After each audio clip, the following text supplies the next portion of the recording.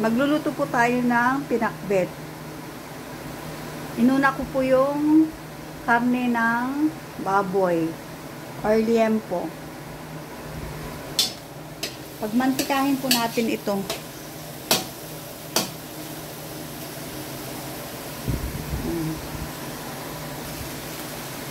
Ito na po.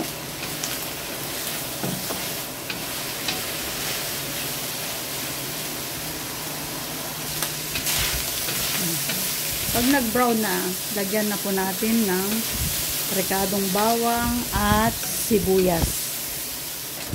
Kapag luto na yung ating karne, pagulit po natin, magigisa na tayo ng bawang tsaka sibuyas.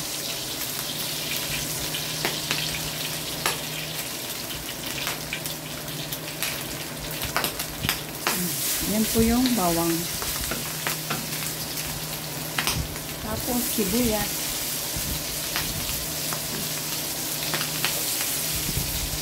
Igisa po natin mabuti. Tapos haluin na natin.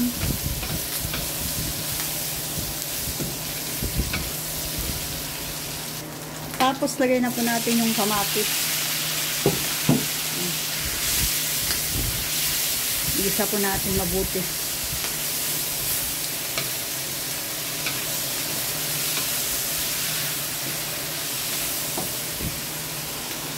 Tapos lagyan na po natin ng rekado.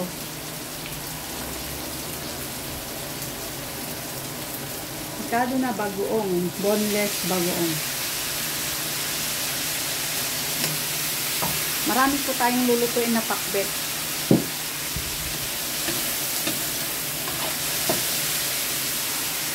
Pagkatapos po na, lagay na po natin yung kalabasa.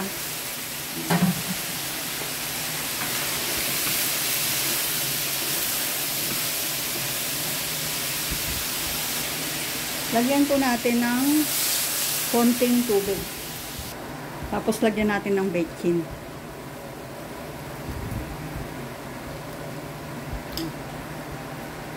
Tapos lagyan na rin po natin yung ampalaya. Pagkatapos ng ampalaya, lagyan na rin po natin yung sitaw at saka okra. Pagkatapos ay yung talong.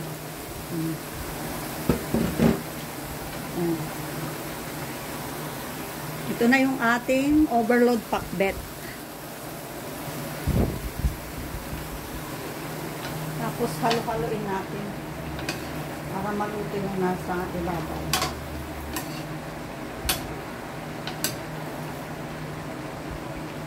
Masarap po ang gulay. Hindi ako nagsasawa kapag puro gulay ang aking ulam.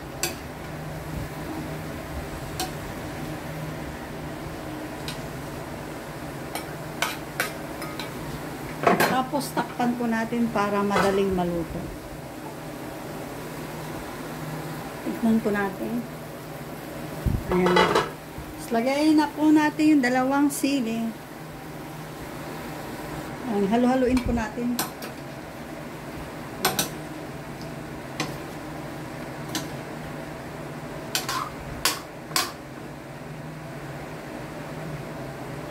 Tapos tikman po natin. Ayan, luto na po ang ating pinakbet. Mahantayin ako. Thank you for watching. Pinakbet. Yummy. Bye. Thank you for watching.